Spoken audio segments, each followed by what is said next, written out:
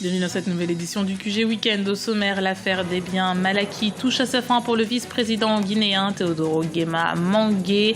Le fils du président équato-guinéen a accepté de se séparer d'une partie de ses biens sur le sol américain.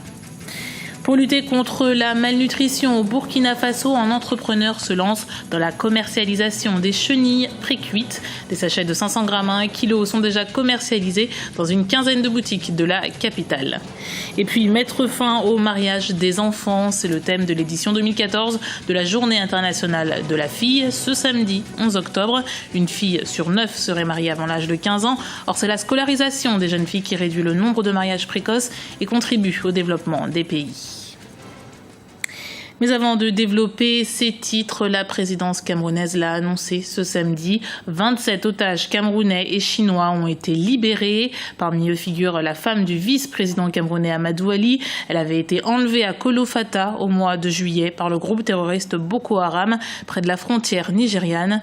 Les ouvriers chinois avaient été kidnappés au mois de mai dans la région de Waza, au nord du Cameroun, près de la forêt de Sambisa, connue pour être l'un des QG du mouvement. Écoutons les propos du géopolitologue Samuel Gembok. C'est déjà une excellente nouvelle de savoir que les otages ont été libérés. Ceci permet à l'opinion nationale de retrouver une confiance envers les autorités politiques et militaires du pays. Mais également, cela réconforte la communauté internationale, notamment les investisseurs étrangers au Cameroun, de faire confiance aux forces de sécurité et de défense du Cameroun. Les autorités politiques et militaires se sont certainement rendues compte que la voie de la négociation, la voie de la diplomatie peut aussi porter, parce qu'on ne libère pas les otages par la puissance militaire, par la puissance de feu. On obtient la libération des otages par la négociation, par la diplomatie. Et donc, sur ce plan, oui, je pense que c'est une victoire politique et même militaire sur la situation sécuritaire dans le septentrion. Renoncer à une partie de ses biens sur le sol américain d'une valeur de 30 millions de dollars, c'est l'accord finalement choisi par le vice-président équato-guinéen Teodoro Nguema Mangué avec la justice américaine dans l'affaire des biens mal acquis. Un arrangement qui signe la fin d'une bataille judiciaire de 2 ans. Reportage de notre correspondant Serge Kofi, commenté par Ibra Radjinjai. C'est certainement le dernier épisode du long feuilleton judiciaire entre la justice américaine et le deuxième vice-président de Guinée équatoriale, Teodoro Nguema Obiang Mangué. Un juge fédéral de Californie a annoncé ce vendredi un accord qui l'oblige à renoncer à ses biens aux États-Unis. Des biens qui comprennent une collection de 6 statues grandeur nature du chanteur Michael Jackson, un manoir à Malibu et une Ferrari. Conformément à l'accord, Teodoro Nguema Obiang Mangué consent à céder quelques-uns de ses biens aux États-Unis en essence de 30 millions de dollars. Des fonds générés par cet accord devront être utilisés au profit du peuple de la Guinée équatoriale, a précisé le communiqué. Je suis heureux de pouvoir mettre fin à cette longue et coûteuse épreuve judiciaire. J'ai accepté de conclure cette affaire en dépit du fait que les tribunaux fédéraux américains avaient systématiquement constaté que le ministère de la Justice a manqué de preuves. Ils ont saisi ma propriété, qui avait été acquise avec des fonds obtenus en conformité avec les lois de mon pays et à travers des transactions d'affaires à l'intérieur et à l'extérieur de la Guinée équatoriale. Le facteur le plus important qui m'a encouragé à accepter ce règlement était la disposition exigeant que les fonds de la déchéance de mes biens soient utilisés pour le bénéfice du peuple de la Guinée équatoriale. Dans un communiqué lu à la télévision nationale, le porte-parole du gouvernement a exprimé le soulagement de l'exécutif équato-guinéen et s'est félicité de cet accord qui permettra à Teodoro Nguema Obiang Mangué de se consacrer avec plus d'énergie à sa fonction de vice-président de la République chargé de la défense nationale. Le gouvernement en pleno se congratula por la noticia. Le gouvernement se félicite de cette nouvelle et se félicite pour cette réussite qui va permettre à son Excellence Teodoro Nguema Obiang Mangué de se consacrer à sa fonction. La résolution de ce cas permettra d'améliorer les relations de nos deux pays. Le deuxième vice-président de la République manifeste qu'en dépit de son désaccord avec la justice américaine, il a réussi un traitement juste et efficace dans toutes les phases de ce processus par le système de justice américain.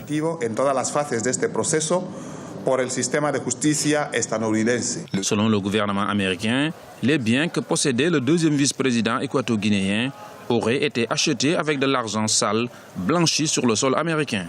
Ses avocats ont toujours rétorqué que la plainte devrait être rejetée, faute de preuves de corruption. Ce règlement vient mettre un point final à une procédure qui dure près de 2 ans et fait couler beaucoup d'encre et de salive. Toumou Délice, c'est le nom du produit récemment commercialisé par une petite entreprise burkinabé destinée à réduire les problèmes de malnutrition. Ingrédient principal, la chenille précuite, un insecte riche en nutriments, comme nous l'explique notre correspondant Wendiam Valentin Comparé. La malnutrition au Burkina Faso est une préoccupation de santé publique selon les autorités. En effet, environ 35% des décès d'enfants de moins de 5 ans sont attribuables à la sous-alimentation. Pour pallier cette situation, Faso Pro, une start-up burkinabé vient de mettre sur le marché Toumou Délice des chenilles précuites. Son initiateur, Yen Kaituo, un jeune entrepreneur qui se fixe pour objectif de lutter contre la malnutrition chronique dans le pays. C'est à partir de mes études de biochimie que je me suis rendu compte du potentiel nutritionnel de la chenille. Et c'est par exemple l'un des aliments locaux les plus protéinés, avec entre 60 et 63% de protéines. Alors en plus de ça, il y a beaucoup de micronutriments que la chenille renferme, comme par exemple les acides gras essentiels, les oméga 3, qui sont très très importants pour l'alimentation humaine. Je rappelle que l'objectif premier justement de ce projet-là, c'était d'arriver à formuler des produits qui vont être dédiés spécifiquement à la lutte contre la malnutrition. Pour sa première année, la start-up burkinabé va produire 17 000 sachets. Ce sont environ 400 femmes qui ont collecté 13 tonnes de matières premières dans les environs de Bobo-Dioulasso. Des réserves qui permettront à l'entreprise d'assurer le maintien de sa production à moyen terme, la chenille n'étant disponible qu'en saison pluvieuse. Et pour ceux qui en goûtent, le retour est favorable. La première fois que j'ai goûté aux chenilles, je les ai trouvées succulentes. Je les ai achetées, je trouve cela d'autant plus important. Sinon, auparavant, je ne touchais pas à la chenille, mais maintenant, je trouve ça plutôt bien. Je trouve ça bien. C'est excellent, j'allais dire, c'est succulent. C'est comme si ça sortait directement des arbres. Et c'est très frais et puis bon, voilà. Assez de protéines, c'est très bon. En 2015, la start-up va lancer de nouveaux produits comme la poudre améliorée ou encore les bouillons enrichis à base de chenille. En avril 2012, Yen Kaito a reçu le premier prix du meilleur projet à impact social aux États-Unis. Le coût global de ce projet est d'environ 33 millions de francs CFA.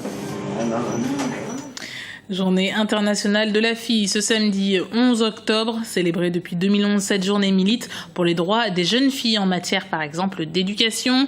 La journée est également l'occasion de pointer les disparités tant dans le milieu scolaire que dans celui professionnel, où la parité est rarement respectée. Le point avec Ibrahima Dinjai. Célébration ce samedi 11 octobre de la journée internationale de la jeune fille. Décrétée depuis le 19 décembre 2011 par l'Assemblée générale des Nations unies, dans sa résolution 66-170, cette journée a plusieurs objectifs. Parmi eux, la reconnaissance des droits des filles et les obstacles particuliers auxquels elles se heurtent. Le thème de cette année, les acteurs du développement, est un cri d'appel pour la mise en place d'une politique égalitaire afin d'inclure les jeunes filles dans les politiques d'éducation, de formation professionnelle et pas seulement. Pour la jeune fille, il est important déjà à la base éducationnelle de prévoir que la fille pourrait participer au développement au même titre que le petit garçon. Au niveau de l'enfance, il y a une grande disparité, inégalité en matière de scolarisation des enfants. C'est-à-dire on scolarise plus le petit garçon par rapport à la petite fille qu'on préfère garder pour les tâches ménagères. Une mission qui bute sur plusieurs obstacles qui ont pour nom la non-parité entre hommes et femmes dans le milieu professionnel, des programmes de sensibilisation sur les normes sociales relatives à la violence, au mariage précoce, au rôle assigné aux hommes et aux femmes dans les familles, devront permettre de jeter les bases d'une société idéale où l'homme et la femme auraient les mêmes traitements. Nous aspirons aujourd'hui à la parité homme-femme et donc nous devons commencer d'abord à la base à faire de telle sorte que la jeune fille puisse être au même niveau que le jeune garçon. Ensuite, en matière d'emploi, à formation égale, à compétence égale, salaire égal. Et donc, il y a beaucoup de disparités hommes-femmes qui commencent à la base, à la petite enfance, ensuite à la jeune fille, et ensuite à la femme que nous sommes. La réalisation du droit des filles à l'éducation est en premier lieu une obligation et un impératif moral pour permettre aux jeunes filles de jouer pleinement leur rôle dans le développement socio-économique. Plusieurs actes doivent être posés. La scolarité obligatoire pour tous les enfants ou encore la mise en place de solutions adéquates permettant de prendre en charge la grossesse de certaines jeunes filles en milieu scolaire sont des politiques souhaitées par de nombreux spécialistes et acteurs politiques. C'était le journal de la rédaction. Merci de l'avoir suivi. Retrouvez dans un instant une nouvelle édition du QG Week-end sur Africa 24.